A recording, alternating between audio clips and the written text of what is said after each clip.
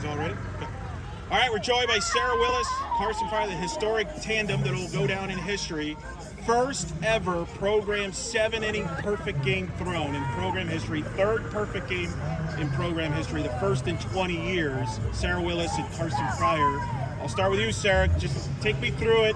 What was working for you tonight? I mean, really everything was working. Obviously, always throwing my changeups just to keep people off balance. But just working with Carson, rolling balls to my teammates and rolling pop flies and just doing what I need to do. Carson, did you know early that Sarah had it cooking and it was locked in like she was tonight?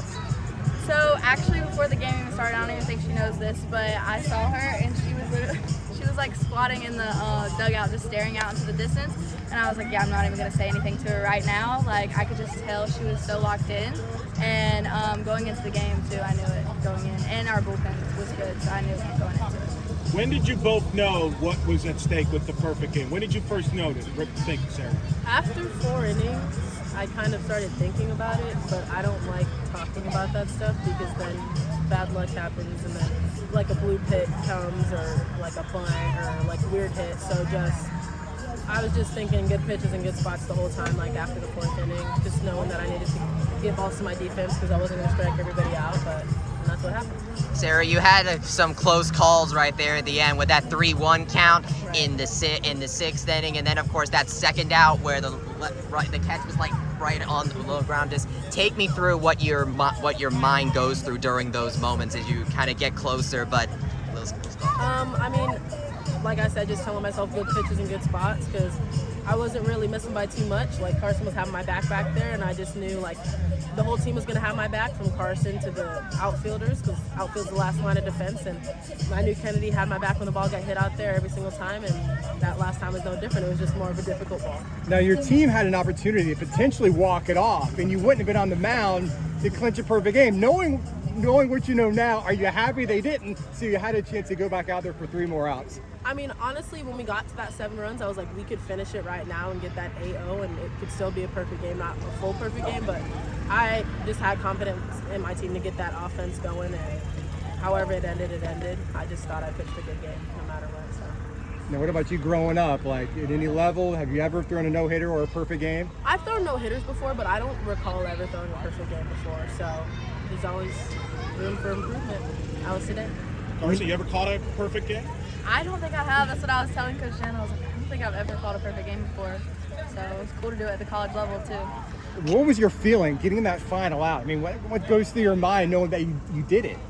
I mean, it was kind of just like an out-of-body experience. Like, it happened, and I was just like, oh, okay, 3 outs.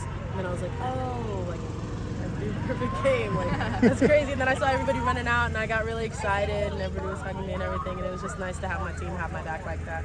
It was really nice. What does it mean to you? Because I imagine the players have kind of, and coach have sort of prompted you on the history of this program from people like Shelby Turney, Aaliyah White, Gianna Mancha, Kama Woodall just last season, and you did something that so many UCF pitchers for 2 decades have never done. So what does it mean to you to etch your name into the annals of this program's history? I mean, I'm just trying to get like Jada Cody and Shannon Doherty and get on those UCF all-time records, and I just did that today, and it feels great to do with Carson. Beyond the personal achievement, what does it mean to start out the weekend with a big win? This has been a rivalry in the conference for years. It's a big dub to start out a big series. I mean, Houston's a tough team, and we just got to go out every single game with the same intensity. So we can celebrate this for like 30, 40 minutes, and then tomorrow, like after that, it's a new game. Carson, your family's rich with history in all various sports, football, baseball.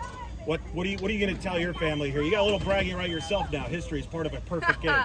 Yeah, I'm like the only girl, so like it's cool to do something in a women's sport, and like I can edge my name in that, not just all in women's sports. So it's cool to set that standard down. Sarah, you have really seemed to lean into pitching a lot more for the last, I want to say, month or so. Did really emphasizing your pitching seem to help you just get on this tear that you've been on recently?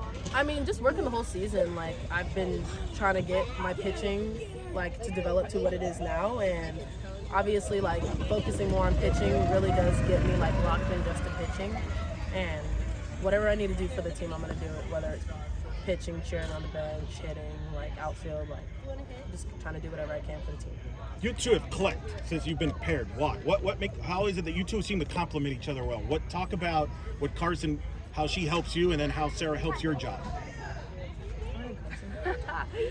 Well, I did play with Sarah in FGCL, and I got to hit against her first. So that was like the first times I had ever like seen her pitch, seen what she throw, all that kind of stuff. So then coming into the fall, Coach Bear kind of was just like, well, you've already seen her throw to you, so why not catch? And then ever since then, I just was always the one to get the most reps with her and stuff like that. And then we ended up, you came so far as a pitcher, it's insane. So for us to be able to grow together as pitcher and catcher, I feel like that's helped seal the bond more. Yeah, and I really just love having Carson back there. She's probably one of the best catchers I've ever seen blocking, especially with how hard I throw. It's crazy how much she blocks the ball, and just knowing that she has my back there is all I need. She's awesome. Can't ask for anything more than that. So what do you tell Grace and the rest of the pitchers as to what to expect with these Houston batters tomorrow? Honestly, just going out and attacking, because they came out swinging, and I was just throwing good pitches to get them out. So just not letting them get ahead and not getting late into the count like I was a little bit today. So just going out and attacking and throwing the best stuff, because that's all you need to beat somebody. Congratulations, ladies. Some history tonight. Congrats, both of you. Thank you, guys. Thank you. Thank you. Congratulations.